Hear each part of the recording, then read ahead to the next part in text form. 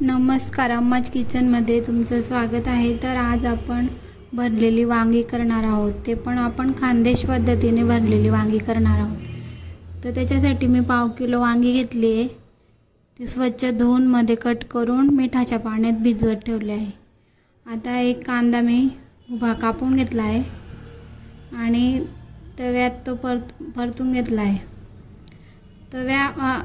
कांदा आपला भाजला गेला आहे। आता आपण त्याच्यात खोबरं टाकून घेऊ। खोबरं आणि लसणाच्या मी 8-10 पाकळ्या घेतल्या आहे। आता कांदा खोबरं आपलं भाजलं गेलं का आपण त्याच्यातच 1 चमचा जिरे टाकून घेणार आहोत आणि जिरेही आपण भाजून घेणार आहोत। आता हे वाटण मी एका डिशमध्ये काढून घेतलं आहे गार करण्यासाठी। आता आपलं वाटण गार झालं आहे। आता आपण ते मिक्सरच्या भांड्यात काढून घेऊ।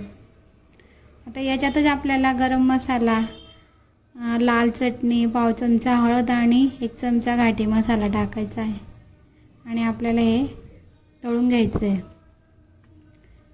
हे दळलं गेलं आहे आपला मसाला। आता हे पाहू शकता तुम्ही, वांगे असे मध्ये कट करून घेतले आहेत।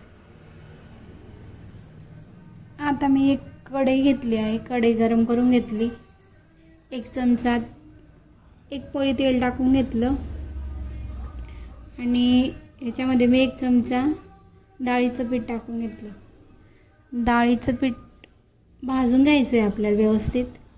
डाळीचं पीठ वापरल्यामुळे आपल्या भाजीला दाटसरपणा येतो आणि खानदेश पद्धतीने केल्यावर तर डाळीचं पीठ किंवा बाजरीचं पीठ हे नेहमी टाकता भाजीमध्ये, त्यामुळे आपली भाजी अशी घट्ट होते आणि पाणी दिसत नाही भाजीला, असं दाटसरपणा येतो त्याच्यामुळे।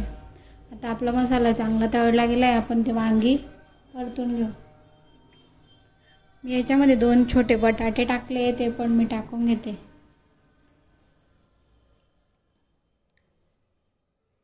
ते पण परतून घ्यायचे आपल्याला,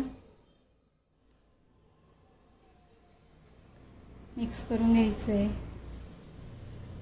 आता चवीनुसार मीठ टाकून घ्यायचं आहे। मीठ टाकून परतून घेऊ। आपण मिठाच्या पाण्यातच वांगे भिजवले होते आणि आता आपण भाजीनुसार मीठ टाकून घेणार आहोत। आता आपला मसालाही चांगला तळला गेला आहे, वांगे परतून झाले। आता आपण 1 ग्लास पाणी टाकणार आहोत। तर मी मिक्सरच्या भांड्यातच 1 ग्लास पाणी टाकून घेतलं आहे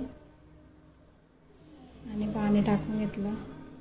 आता आपण हे मंद गॅसवर झाकण ठेवून 7 मिनिटं शिजवून घेणार आहोत।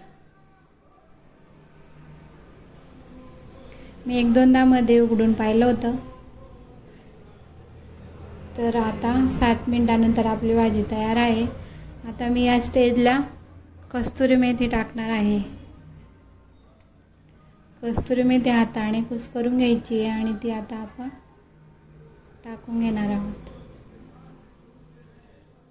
कस्तुरी मेथी टाकल्यावर आपण ते मिक्स करून घेऊ व्यवस्थित आणि 2 मिनिटं गॅस चालू राहू देऊन नंतर आपल्याला गॅस बंद करायचा आहे।